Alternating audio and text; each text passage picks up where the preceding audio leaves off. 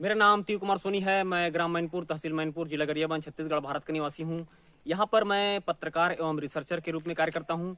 मैं corona virus के संबंध में रिसर्च करता हूँ। मैं वन्य प्राणियों के संबंध में रिसर्च करता हूँ। मैं वन भैंसा और बाघों के संबंध में रिसर्च करता हूँ। मैं भूकंपों के संबंध में रिसर्च करता हूँ। मैं सुनामी के संबंध में रिसर्च करता हूँ। तूफान के संबंध में भी रिसर्च करता हूँ।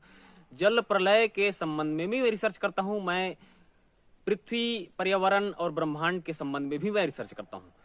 तो मैंने भारत सरकार को लगभग 100 वैज्ञानिक रिसर्च मैंने भारत सरकार को प्रस्तुत किए हैं और मेरा 26 वैज्ञानिक रिसर्च एकदम सही हो गया है। मैंने कोरोना वायरस, भूकंप, जल प्रलय, सुनामी, तूफान के बारे में जो वैज्ञानिक रिसर्च भारत सरकार को प्रस्तुत किए थे वो सब एक एक करके सही होते जा रहे हैं। अब तक मेरे 26 वैज्ञानिक रिसर्च एकदम सही हो गए हैं।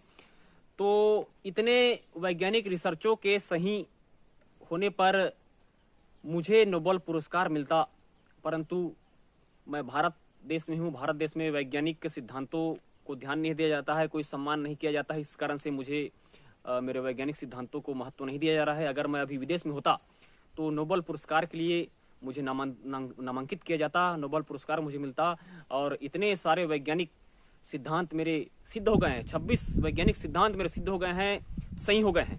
इतने वैज्ञानिक सिद्धांतों के सही होने पर मैं अब तक अंतर्राष्ट्रीय वैज्ञानिक की उपाधि प्राप्त कर लिया होता, परंतु दुख का विषय है कि मैं भारत में पैदा हुआ हूँ, इसलिए भारत देश के ग्रामीण इलाके में रहता हूँ मैं, इसलिए मेरे वैज्ञानिक सिद्धांतों पे भारत सरकार के द्वारा ध्यान नहीं दिया जा रहा है।